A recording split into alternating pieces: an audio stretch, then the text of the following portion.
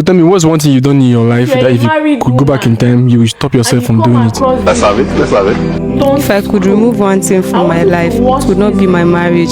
It would be the voices I allowed into my head. I met my husband when he had nothing, no money, no cars, just me and him, and peace of mind. We used to sit outside in the evening, laugh, gist. Back then, I used to say, as long as I have you, I'm okay. And I meant it. Or at least I thought I did. My husband used to do a lot of things for me. They might not be big, but they felt real. If I complain about headache, he'll massage my head with warm water till I sleep off. If the food at home is not enough, he will say he's not hungry just for me to eat. Sometimes he will wake up very early in the morning to go and fetch water before I wake up from sleep. Some days when I'm tired, he will help me to wash plates even when I said he should not. And every single night, no matter how stressful his day went, he always asks me, "Are you okay? Hope you are good." Those things used to mean everything to me back then because they feel real and natural. Well, things didn't actually change suddenly. Everything started changing when life got a little better for us. We got a better job and we moved into a small apartment in a quiet estate. I remember the first night we slept there. We didn't sleep early because of excitement. And nothing changed my husband. He was even better than before. And life continues. So after a year and a half, that was when we had our first child. My husband would carry the baby like it was the most fragile thing in the world. Sometimes I'll wake up in the night and I'll see him watching the baby. He was not a perfect man. He forgets dates sometimes. And in fact, my husband doesn't know how to surprise like all those Instagram husbands. But he was always present, and that was all that mattered. Then I met new friends in the estate, women who looked like they had everything together, always well dressed, talking about luxury life, and they called themselves estate boss ladies. At first, it was just a conversation. Then slowly, it became something else. I would meet them for tea and they would ask about my marriage. And I would tell them it is fine, my husband is trying, and they would laugh. Just fine? One of them said. She said, "Do I have a car?" I said, "No." She said, "That means I still take the estate bus." And I said, "Yes." She said, "That's a disaster at its peak." She said, "I deserve more." And the other one said, "I have to push him." Because men don't know how to do what is expected until you push them. They told me how they push their husbands to get where they are today. How they will not settle for less, but the absolute best. And slowly I started listening to those women. Then I started noticing things I don't used to notice. What? The way my husband repeated clothes and the way he calculated expenses before spending. The way he would say, "Let's manage this month." Before it was normal, but now it felt like suffering. Even the things I once loved about this man started irritating me. When he asked, "Are you okay?" it started sounding as if it was a noise. When he could not afford something expensive, I would start comparing him with the estate men. I stopped seeing his effort. I started seeing his limitation. He was still being the man I once prayed for, but I wanted things different now. I remember the first time I disrespected him publicly.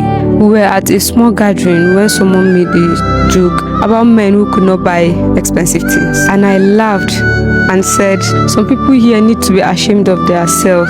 Then I looked at him. People understood and laughed, but he did not laugh. That night, he did not talk. He just asked me one question. "Do you still respect me?" But I didn't answer him because in my mind, I feel justified. My friends told me about this reaction.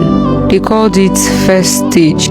That is denial stage, but you have no choice later than to accept it. I remember what our first lady in the group said. She said he will appreciate it later when he sees it in a bigger picture. Because if you did not pressure him, he will never grow. And when he doesn't, you'll be the one to suffer. Then I started pressuring him, complaining and comparing, and he changed slowly. He stopped gisting with me Well, I was not bothered because according to the estate boss lady, she said that was the first stage and the second stage. Until one day when everything broke. That day, I don't know how everything got bad. I could have controlled everything, but I didn't. It started like every other argument. I kept talking about money and how he's not doing enough. But this time around, he didn't keep quiet. He looked at me tired and said, "When did you become like this?" And I felt attacked. And I said, "Like what?" He just shook his head and said, "We used to be okay." What changed? I laughed, but it wasn't even funny. You call this life okay? Always watching others live better, and you're here talking about okay. He went quiet for a moment and said, "Since when did our marriage become a competition?" That question annoyed me. I now said, "Since I've started seeing what real men do for their wives." He looked at me as if he didn't even recognize me. Then he said, "When did these people start deciding what is enough for you matter?" Then I said, "It's because you are not man enough and I deserve better." He didn't move or say a word. I could have stopped there, but I didn't. He was still looking at me quietly when I said something that I shouldn't have said. Then I said, "I regret marrying you." The way he looked at me, I've never seen him like that before. He looked empty, like something inside him closed. He nodded slowly, picked his phone and walked out. I didn't follow him and I didn't call him because I was still angry at him. I was still feeling as if I was right. I sat there convincing myself that he would come back as always. Night came, he didn't return. I called him, he didn't answer. Then I told myself maybe he needed time. Then an unknown number called. I picked, it was a female's voice. Then she asked if I'm the wife of the owner of the number. I said yes. Then she said I should come to so hospital. That there have been an accident and my husband is involved. Jesus. I didn't even remember how I got there, but I saw myself there. When I got to the hospital, the first thing I saw was his shoes. Then I saw him, but not the way I knew him. He was lying there, quiet, and machines were all around him. They said he was hit by a car while crossing the road. He didn't die, but he wasn't alive. He was in coma.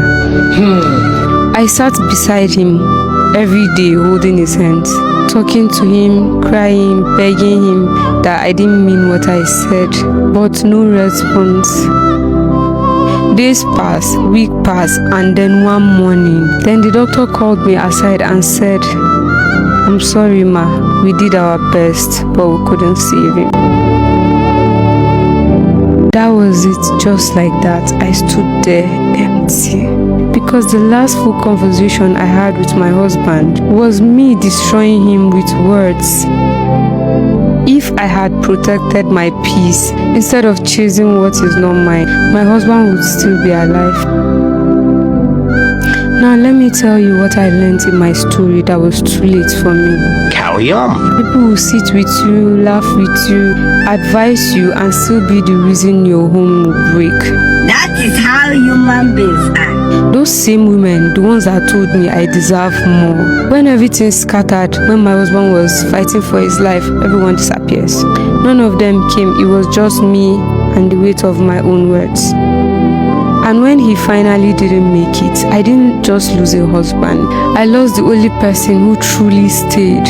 And after everything, life didn't pause there. Reality came immediately. Bills, responsibility, and a child asking for a father I can never bring back. And that estate that made me feel like I wasn't enough. I was evicted when I couldn't pay rent anymore. And the same people who made me destroy what I had, none of those so-called boss ladies could do anything for me. None of them offered support. That was when I understood something. Not everyone that speaks into your life that is speaking to build you. Some people are speaking from emptiness. Some don't even know what they have, so they will never recognize what you have. While some are projecting their own dissatisfaction. Marriage is not a competition ground, and definitely not something you will compare. It is in the person who stays with you even when life is not perfect. I had that, then I traded it for a life that is not even real. Now I am here raising my child alone, doing everything what we are supposed to do together all by myself. And the hardest part is not just the struggling, it is knowing that I had peace, then I destroy it with my hands. If you have something real, protect it. Don't allow outsiders to define it. Don't allow too many voices to enter something that it is yours. Because the truth is, those people that are pushing you will not be there to carry your pains when it falls apart. I learned the hardest way, so I wish you to learn from my mistakes. Filter what you hear and guide what you heard, because once it is gone, no amount of regret can bring it back.